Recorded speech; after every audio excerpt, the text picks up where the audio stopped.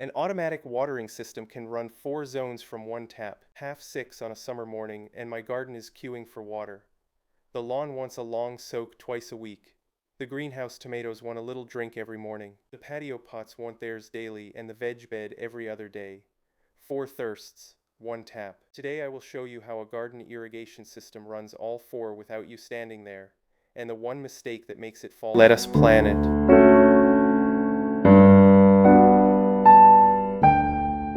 We talk about watering the garden as if it were one job. It never is.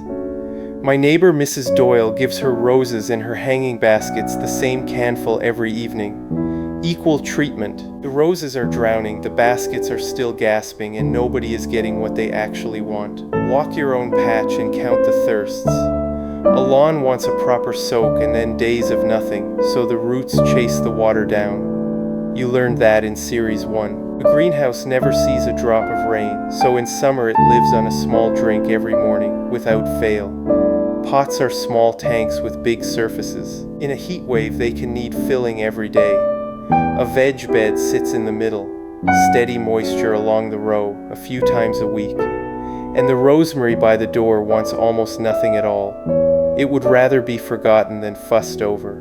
Somebody asked a British gardening forum how often everyone was watering just now. Pots, containers, even borders. What is everyone doing with them? Look at the shape of that question. It is a list. There is no one answer, because it is not one question. Anyone who hands you a single schedule for a whole garden is wrong before they start. Your garden is not one customer at the tap. It is 4 or 5, and they all want different things.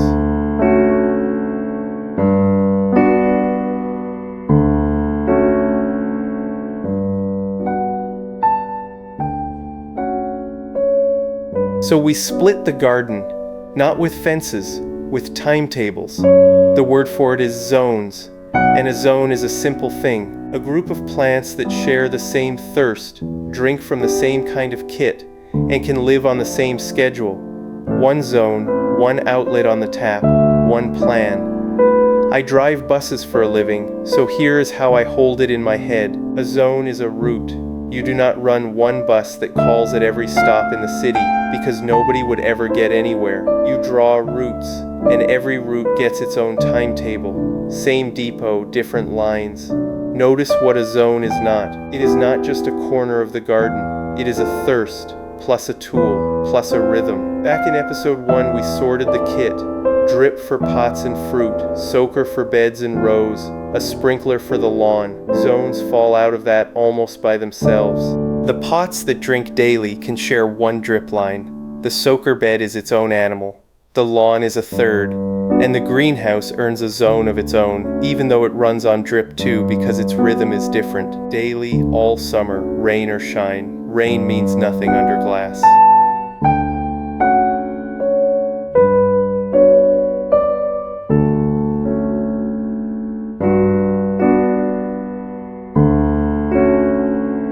Here is the combination you will meet again and again, because it fits most British gardens like a glove. Zone A, the lawn on a sprinkler. Zone B, the pots and baskets on drippers. Zone C, the greenhouse on drip as well, but to its own beat. Zone D, the veg bed on a soaker line. 4 thirsts, 4 tools, 4 timetables. That is the classic map. Yours does not have to match it. Draw your own on paper before you buy a single fitting. Walk the garden and write down every watering job you did last July. Group the jobs by thirst first, then by kit. Same thirst, same kit, that is one zone. Give the greenhouse its own line no matter what. And anything odd, like that one enormous hydrangea in the corner, either joins the nearest zone or stays a watering can job. There is no shame in a hand-watered corner. 3 groupings to refuse, whatever your map looks like. Do not put the lawn and the pots on one schedule, because a lawn drinks in long weekly gulps and pots drink in daily sips. Do not let the greenhouse share an outdoor schedule. If that schedule ever skips for rain, the greenhouse gets skipped too and it never saw the rain. And do not bunk the rosemary in with the thirsty bedding annuals. One of them will die of the arrangement.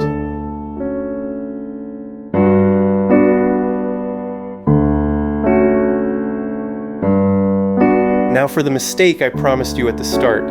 Everything is thirsty at 6:30, so why not open all 4 zones at once and be done in 20 minutes? Here is why not. You already know this feeling from inside the house. You are in the shower, someone opens the kitchen tap, and your hot water goes feeble. The house only has so much flow to give, and it just got split 2 ways. Your outside tap draws on the same supply, the same budget. Open 2 zones together and each one gets a share, not a supply. Open all 4 and every line runs weak at once. And weak is not just slow. A few episodes back we met the end of line problem. Pressure fades along every run, so the last dripper is already the poorest served customer on the line. Starve the whole line at the tap, and that far corner may get nothing at all. The plants nearest the tap drink. The ones at the end just stand there in the queue. There is a mismatch of appetites too.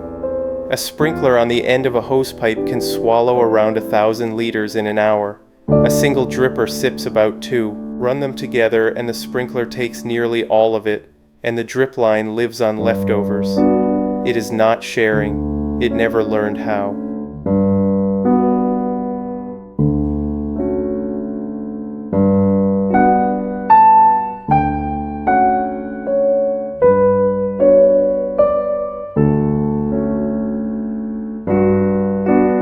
The fix costs nothing. Run the zones one after another instead of all together. That is why most multi-zone tap timers are built to run their outlets in turn rather than in chorus. It is not a limitation to work around, it is the whole idea. 1 zone at a time gets the full flow of the tap. Every line runs at proper pressure, and the far dripper drinks the same as the near one. So stop asking when the garden gets watered, and write a morning timetable instead. Mine looks like this. 5 o'clock, twice a week, the lawn takes its long soak before anything else wakes up. 6, the greenhouse drinks for its 20 minutes every single day. 6:30, the patio pots take their turn. 7, the soaker line on the veg bed every second day in summer. By the time I leave for work, the whole queue has run and the tap is quiet. 2 habits make a timetable like that reliable. Leave slack between the slots, so if 1 zone runs long, the next is not treading on its heels. And keep the whole queue in the cool of the morning. That is still the golden window from Series 1. Less evaporation, leaves dry by noon, and everything finished before breakfast.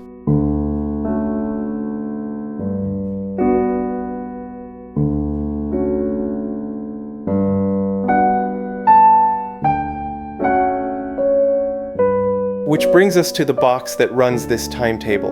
And fair warning, this is the bit where I show you my own kit. You met it briefly in episode 1. I run the Johgee 4-zone timer on my tap. 1 tap in, 4 outlets out, each holding its own schedule, so the lawn, greenhouse, pots, and veg bed keep their own slots in the queue. I stagger the starts so the zones run in turn, as planned on paper.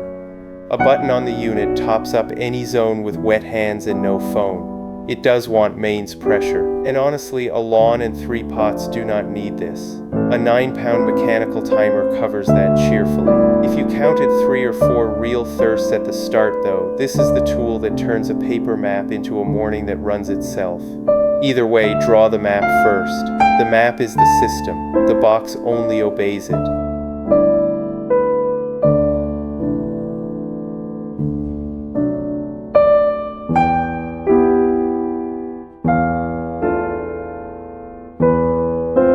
Before you trust any of this, test it, 1 zone at a time. Run zone A on its own and walk to the far end of the line.